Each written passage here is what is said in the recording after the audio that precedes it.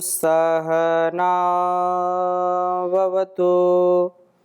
सहनो भुनक्तु सह वीर्यं करवावहै तेजस्विनावधीतमस्तु मा विद्विषावहै। ओम शांति शांति शांति। वेदों की ज्ञान गंगा में हम अपने जीवन को पवित्र कर रहे हैं। निरंतरता के साथ वैदिक जीवन पद्धति में नवीन ज्ञान से हम अपने आप को अभिषिक्त कर रहे हैं। निरंतरता और भक्ति के साथ, एकाग्रता के साथ जब हम स्वाध्याय करते हैं, वेदों की ऋचाओं का अवगाहन करते हैं, इस ज्ञान गंगा में डुबकियां लगाते हैं, तो हमारा तन मन और वतन सुसंस्कार से सुव्यवस्थित, मर्यादित, संयमित होता है। हम अपने जीवन में सद्गति को प्राप्त होते हैं। ऐसा ज्ञान, ऐसा विज्ञान जिसको आत्मसात करके, जिसका आधान अपने जीवन में करके व्यक्ति महान बनता है, और जो स्वयं महान होता है, ऐसा इंसान इस जहान को भी महान बनाने का महान कार्य करता है। अतएव हम सदा सर्वदा सर्वत्र वेदों के स्वाध्याय में कभी प्रमाद न करें। वेद का पढ़ना पढ़ाना कहा है। वेद सब सत्य विद्याओं का पुस्तक है। वेद का पढ़ना पढ़ाना, सुनना सुनाना तथा अपने आचरण में लाना हम सबका, अर्थात हमारा परम कर्तव्य है। यदि हम श्रेष्ठ समाज का, श्रेष्ठ राष्ट्र का, श्रेष्ठ विश्व का निर्माण करना चाहते हैं, तो वेदों का ज्ञान ही एक ऐसा ज्ञान है जहाँ पर समग्रता से हम जीवन को जी पाते हैं। समग्रता से अपने इस विस्तृत संसार को आत्मसात कर पाते हैं। समष्टि के प्रति हमारी जो निष्ठा, जो श्रद्धा, जो दिव्यता का भाव होना चाहिए, वह वेदों से ही प्राप्त होता है। इसलिए अंधकार का नाश करने के लिए, अज्ञानता का, अभाव का, अन्याय का, अधर्म का, अविद्या का नाश करने के लिए वेदों का स्वाध्याय, विद जाने विद सत्ताया विद्रि लाभे, तो हम इसको जाने समझें और अपने जीवन को हर प्रकार के दुर्गुणों से बचा करके दिव्य गुणों को उत्पन्न करें। अंधकार को दूर करते हुए परिपक्वता को प्राप्त करें, अपरिपक्वता को नष्ट करें। अधकचरे ज्ञान से हमारे अंदर अनेक विकार उत्पन्न हो जाते हैं, हम परिपक्व ज्ञान वाले बने। इन्हीं अनेक बिंदुओं पर प्रकाश डालने के लिए आज हम दूसरे मंडल के 40वें सूक्त के दूसरे मंत्र का स्वाध्याय करेंगे। बहुत ही सुंदर वेद मंत्र है। इमौ देवौ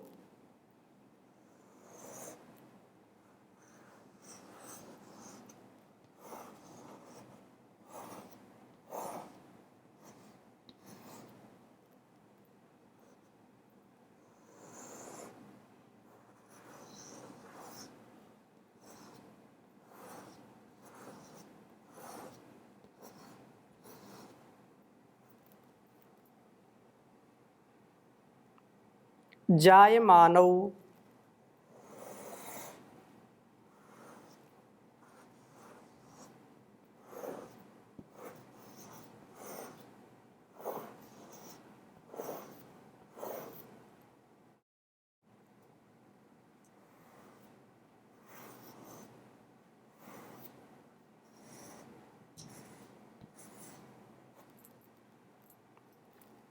युषन्तेमौ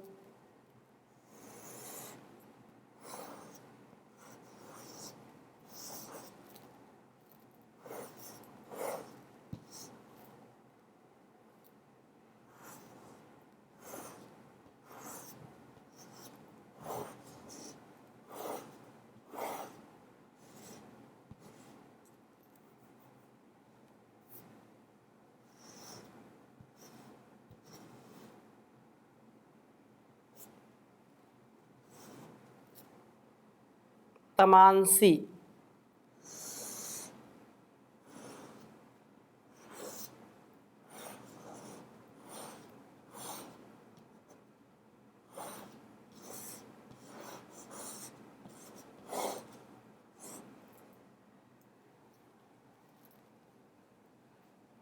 गुहतामजुष्टा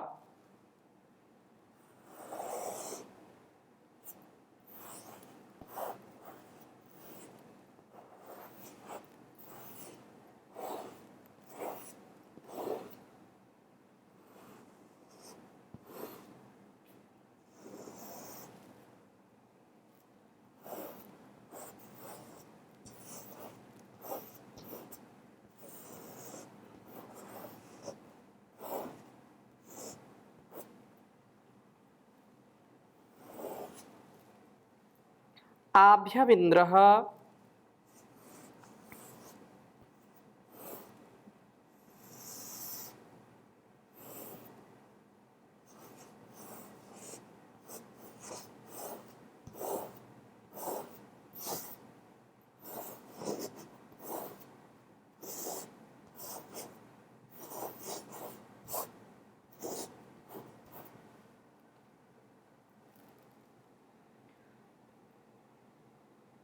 पक्वमा स्वन्तः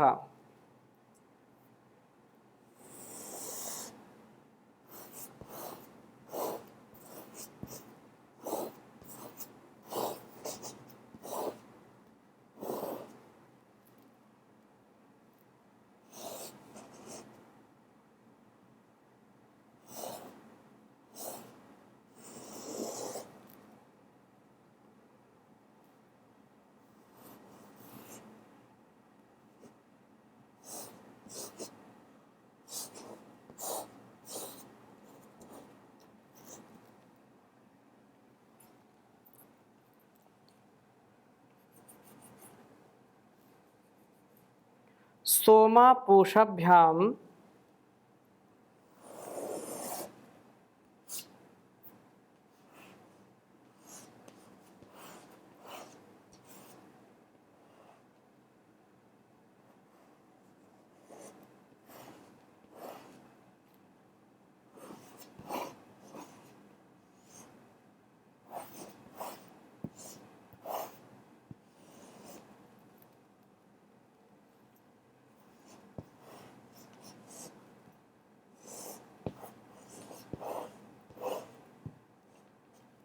सोमापूषाभ्याम जनद उस्त्रियासु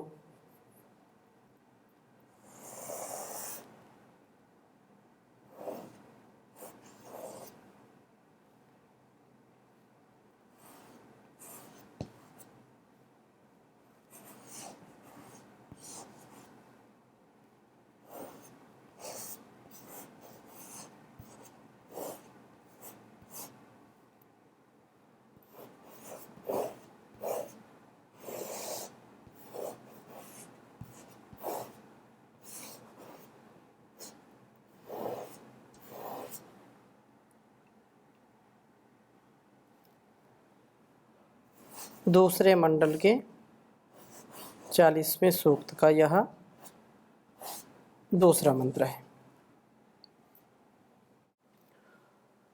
ओम इमौ देवौ जायमानौ जुषन्ते मौ तमांसी गुह्यतमाजुष्टा आभ्यमिन्द्रः पक्वमामस्वन्ता सोमपूषाभ्यां जनदुस्त्रियासु ओम इमौ देवौ जायमानौ जुषन्ते मौ तमांसि गुह्यतामजुष्टा आभ्यमिन्द्रः पक्वमामस्वन्ता सोमपूषाभ्यां जनदुस्त्रियासु इमौ देवौ जायमानौ जुषन्ते मौ तमांसि गुह्यतामजुष्टा आभ्यमिन्द्रः पक्वमामा स्वन्तः सोमापूषाभ्याम जनद उस्त्रियासु। बहुत सुंदर बात कही है। इमौ इमौ जो हमने पिछली कक्षा में पहला मंत्र जो पढ़ा था, जिसमें सोम और पूषा की चर्चा की थी, अर्थात सौम्यता और तेजस्विता दोनों हमारे लिए अत्यंत लाभकारी हैं। जो सोम और पूषा का समन्वय जीवन में रखता है उसका जीवन अत्यंत सुंदर, सफल और सक्सेसफुल हो जाता है।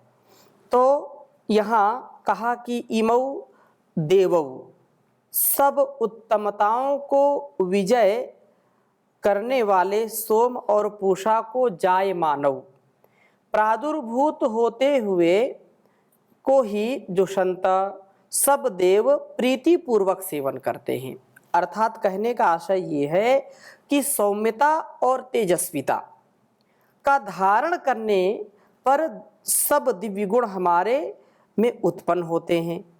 जब तक हमारे जीवन में सौम्यता नहीं है, जब तक हमारे जीवन में सरलता नहीं है, हमारे जीवन में परस्परता नहीं है, सह अस्तित्व के साथ जीवन को जीने का स्वभाव नहीं होगा, तेजस्विता नहीं होगी, अपने सुख और दुख में आत्मविश्वास के साथ संघर्षशील जब तक नहीं होंगे, सुखों को सहने का, दुखों को सहने का जब तक विवेक उत्पन्न नहीं होगा, तब तक कभी भी उन्नति नहीं हो सकती है।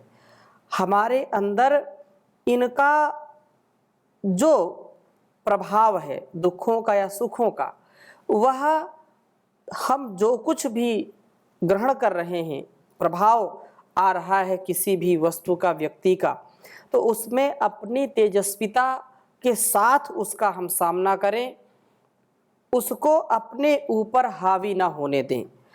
उसके प्रभाव से हमारे स्वभाव में परिवर्तन नहीं होना चाहिए।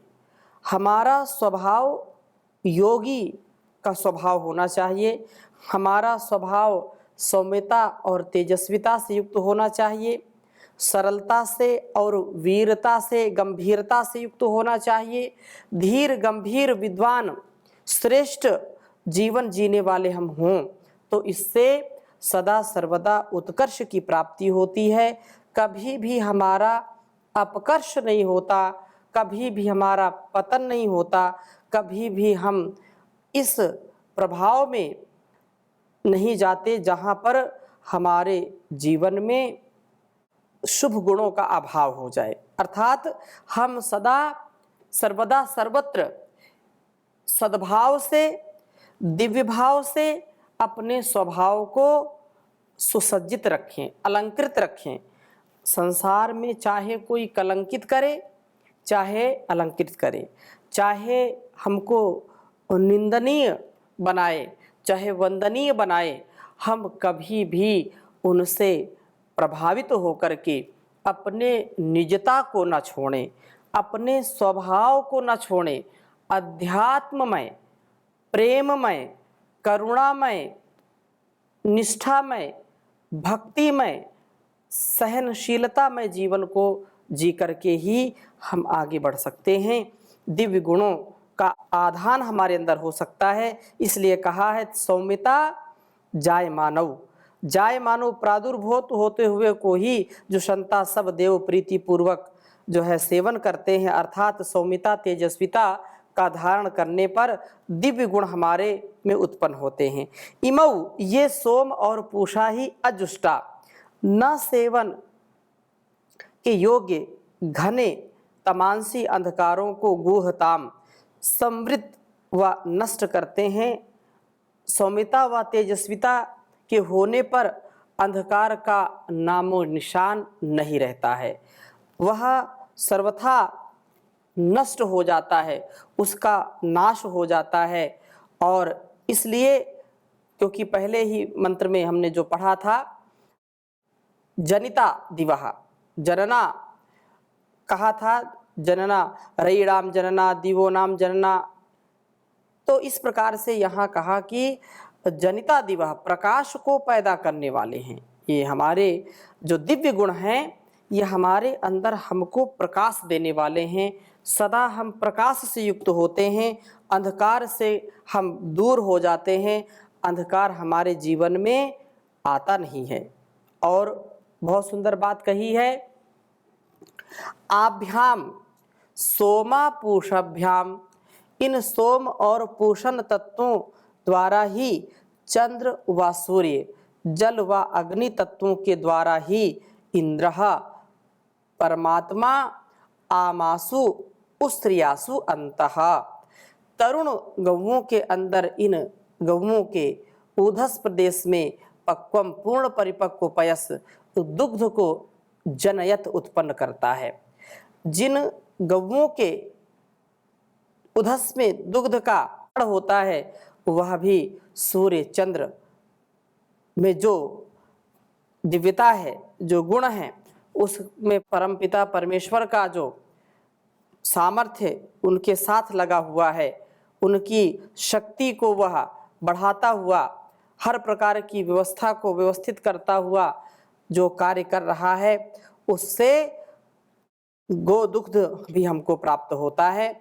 और जिन गौओं को सोम चंद्र द्वारा रससिक्त और पूषा सूर्य द्वारा परिपक्व घास आदि के सेवन का अवसर होता है, उन तरुण गौओं के ओधस में हमको परिपक्व उष्ण दूध की प्राप्ति होती है। यह बहुत ही सद्य ऐसा जब हम दुग्ध का सेवन करते हैं या गाय का दुग्ध निकालें तो बिल्कुल उष्ण होता है, उस समय गर्म होता है, ताज़ा होता है, तो वह बिल्कुल पका सा होता है। इसी का सेवन देवों का अमृतपान है। जो धारोष्ण दूध जिसको कहते हैं, तो धारोष्ण दूध बिल्कुल अभी दुहा हुआ दूध, बिल्कुल जो गुनगुना होता है, अनेक प्रकार के रोगों को नष्ट करने वाला होता है। इसलिए औषधि के प्रयोग में यदि हम दूध का सेवन करते हैं तो धारोष्ण दूध का सेवन अति उत्तम बताया है आयुर्वेद ग्रंथों में। तो जो बिल्कुल सद्य है, बिल्कुल ताज़ा है, पक्व दूध है, उसको जो सेवन करता है उसको जो पचा सके, ये भी एक है समस्या। आजकल के लोग दुग्ध जो शुद्ध दुग्ध है उसको पचा नहीं पाते, पाचन शक्ति कमज़ोर हो गई है। तो उसका जो बिल्कुल धारोष्ण दूध का सेवन करते हैं वो अति बलिष्ठ होते हैं और उनका सामर्थ्य बहुत सुंदर होता है, विकसित होता है। तो इस प्रकार से देव इन सोम व पूषा में ही अमृतत्व को प्राप्त करते हैं। देवाः अकृण्वन् अमृतस्य नाभिम, पिछले मंत्र में पढ़ा था। तो यहाँ काव्यमयी भाषा है कि गौएं परिपक्व नहीं, उनमें दूध परिपक्व है। अपरिपक्व में परिपक्व, यह विरोधाभास अलंकार है। ये अज्ञान अंधकार को दूर करते हैं। ये सोम व पूषा ही मिलकर के अपरिपक्व अवृद्ध जो हैं उन गौओं में परिपक्व दूध का स्थापन करते हैं। इसलिए यह अति सुंदर उदाहरण यहाँ पर प्रस्तुत किया गया है। और इसी प्रकार से अहुत शरीर रथ, इसमें भी सोम और पूषा का गुणगान किया गया है। इसको भी समझने का हम प्रयास करते हैं। तीसरे मंत्र में भी यही बात सुंदरता के साथ कही है। ओम सोमापूषणा रजसो विमानम सप्त चक्रम रथम अविश्वमिन्वम विषुवृतम मनसा युज्यमानम तम जिन्वथो वृषणा पंचरश्मिम। तीसरे मंत्र में कहा वृषणा शक्तिशाली व सब सुखों का वर्षण करने वाली और सभी प्रकार के सुखों की वर्षा करने वाले। सोमापूषणा, सोम और पूषण, पूषण तत्व सौम्यता तथा तेजस्विता। तम रथम, उस शरीर रूप रथ को जिन्वथा हमें देते हैं, हमारे प्रति प्रेरित करते हैं। अस्मान प्रति प्रेरयथः, जो कि रजसा विमानम, रजोगुण के विशिष्ट मान वाला है, जिसमें रजोगुण का बड़ा सुंदर सम्मिश्रण है। सप्त चक्रम, जो रस रुधिर मांस अस्थि मज्जा मेदस वीर्य नामक 7 धातुओं को या 7 चक्रों वाला है। इनका जो सेवन करता है, सोम व पूषा का समन्वय जब हमारे जीवन में घटित होता है, हमारे स्वभाव में, हमारे शरीर में घटित होता है, तो हम इन सप्त धातुओं को पुष्ट करते हैं और दुष्ट संगति से बचते हैं, दुष्ट व्यवहार से बचते हैं। तथा कहा है कि अविश्वमिन्वम, जो विश्व का अपरिच्छेद्य है, विश्वस्या परिच्छेद्यम, जिसे पूरा पूरा समझना बड़ा कठिन है, बहुत ही असंभव सा प्रतीत होता है। तो अथवा ऐसा कहें, जो उस सर्वत्र प्रविष्ट प्रभु का हिंसन करने वाला नहीं है, अर्थात प्रभु का विस्मरण करने वाला नहीं है, जो प्रभु को सदा स्मरण में रखता है, सभी का जो है मान करता हुआ, सम्मान करता हुआ, उस प्रभु को कभी भी हृदय से भुलाता नहीं है, सदा सर्वदा उसी का ही ध्यान रखता है और परमात्मा की व्यवस्था को सदा शिरोधार्य करता है। कितनी भी समस्या आए, कभी भी वह घबराता नहीं है, इसलिए यहाँ पर यह बात कही है। और कहा है कि जो रथ विषुवृतम, विविध उत्तम क्रियाओं में वर्तन वाला है, मनसा युज्यमानम, मन से युक्त हो रहा है। तो प्रभु की जो आज्ञा है, उस आज्ञा में, उसके उपदेश, आदेश, निर्देश, संदेश में हम अपने जीवन को सोम से और पूषा से सदा परिपूर्ण करें। सोम व पूषा का समन्वय होने पर यह शरीर रथ अत्यंत उत्तम बनता है। मन हमारा साधना में, सेवा में, स्वाध्याय में लगता है और सतोगुण से युक्त होता है। इस प्रकार से जब हम निरंतरता से अपने जीवन को जीते हैं, अर्थात इस प्रकार से जीवन जीते हैं जहाँ पर कोई टकरार नहीं है, कोई हमारा गलत संस्कार नहीं है, सुसंस्कार से युक्त होंगे, तो परमात्मा की भक्ति में मन लगता है। और प्रभु, क्योंकि संसार का जो वैभव है वह क्षणिक है, नाशवान है, लेकिन हमारे संस्कार यदि परिपक्व हैं, हमारा यदि जीवन सधा हुआ है, संतुलित है, संयमित है, तो कभी भी हम धोखा नहीं खाते, न दूसरों को धोखा देते हैं। अतः हम इस बात का सदा जीवन में उत्तमता के साथ पालन करें और अपने जीवन का सबसे उत्तम जो कर्म है, वेदोक्त कर्म, शास्त्रोक्त कर्म, उनको करते जाएं। इसी से जीवन का कल्याण होगा और चिंता मन की कभी हमारे अंदर संसार की भी और मन में कभी भी अपने भविष्य को लेकर के नहीं होनी चाहिए और आनंद के साथ जीवन जीना चाहिए। गाए जा भगवान की महिमा, गाए जा सुबह शाम इस मन मंदिर में, झाड़ू रोज लगाए जा, गाए जा भगवान की महिमा, गाए जा। तरह तरह के खेल हैं इसमें, दुनिया एक तमाशा है, कहीं खुशी और कहीं गमी है, आशा कहीं निराशा है। चाहे या हंसाए तुझे, चाहे या रुलाए, बस अपना फर्ज निभाए जा, गाए जा भगवान की महिमा गाए जा। चिंता और चिता इस जग में एक समान कहाती हैं। चिंता और चिता इस जग में एक समान कहाती हैं। एक जिंदा को एक मुर्दे को दोनों सदा जलाती हैं। दुख जो दिखाए वही दुखड़े मिटाए, दुख जो दिखाए वही दुखड़े मिटाए।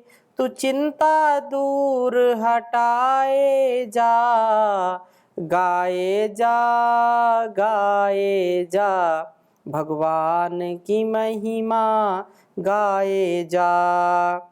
कौन हमेशा रहा जगत में, किसका यहाँ ठिकाना है। बांध ले अपना बिस्तर बाबा, यह तो देश बेगाना है। दुनिया सराए कोई आए कोई जाए, दुनिया सराए कोई आए कोई जाए। यह सबको पथिक समझाए जा, गाए जा गाए जा। भगवान की महिमा गाए जा, भगवान की महिमा गाए जा। भगवान की महिमा गाए जा। ओम शांति शांति शांति।